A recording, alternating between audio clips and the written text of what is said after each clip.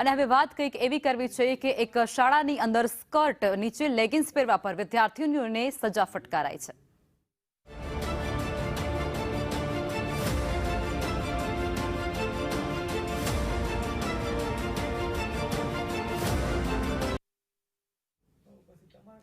અમદાવાદના બોપલ વિસ્તારની Satyamev international school વિવાદમાં આવી ચૂકી છે। વિદ્યાર્થીનીઓને શોર્ટ સ્કર્ટ પહેરવા માટે સૂચના અપાઈ છે, જેમાં સ્કર્ટ નીચે લેગિન્સ ન પહેરવાનો સ્કૂલ દ્વારા આદેશ અપાયો છે। વિદ્યાર્થીની લેગિન્સ પહેરે તો તેને સજા કરવામાં આવતી હોવાના આક્ષેપો પણ વાલીઓ દ્વારા થયા છે। સ્કૂલના નિર્ણય સામે વાલીઓએ વિરોધ પણ નોંધાવ્યો છે। આક્ષેપો પર સ્કૂલ સંચાલકોએ બોલવાનો ઇનકાર કરી દીધો છે। કે લેગિન્સ કમ્પલસરી કે નથી, છોકરાઓને કે શોર્ટી પહેરીને જ આવવું પડશે એમ। અને આખો 2 દિવસ પહેલાં છે ને છોકરાઓને આખો પીરિયડ નીચે ઊભા રાખ્યા હતા અને એ કંઈ જરૂરી તો નથી જ ને, અને છોકરીઓ કમ્ફર્ટેબલ નથી માનતી એમ।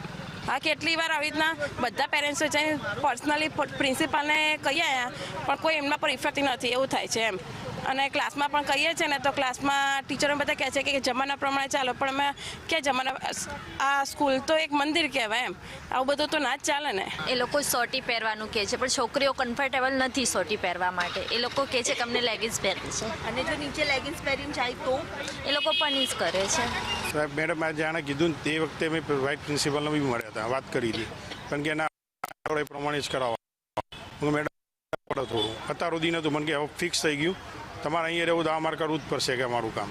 લેગિન્સ પહેરીને જાય તો કોઈ વાંધો નથી, પણ સોટી પહેરવામાં ગઈકાલે એમને નીચે ઊભા રાખ્યા હતા અને લેગિન્સ નહીં પહેરે, અને હવે શિયાળો આવે છે તો ઠંડીના કારણે બીમાર પડી શકે છે, અને મચ્છર કડીને જો ડેન્ગ્યુ થાય તો જવાબદાર કોણ? અને સ્કૂલમાંથી એ લોકોને એમ કહેવામાં આવે છે કે ટીચર નીચેનો યુનિફોર્મ લો તમે, અને તમે લેગિન્સ ના લો।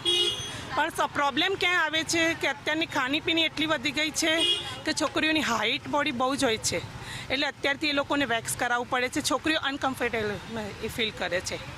जैसे मेरी बच्ची तो अभी फर्स्ट सेकेंड क्लास में है, अभी छोटी है, लेकिन मुझे इसका तो पता नहीं है।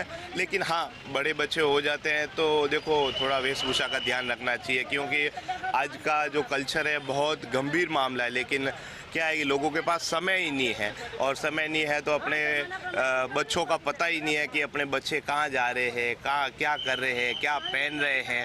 वो फिर आने वाले समय में आपको बहुत ज़्यादा दिक्कत देगा।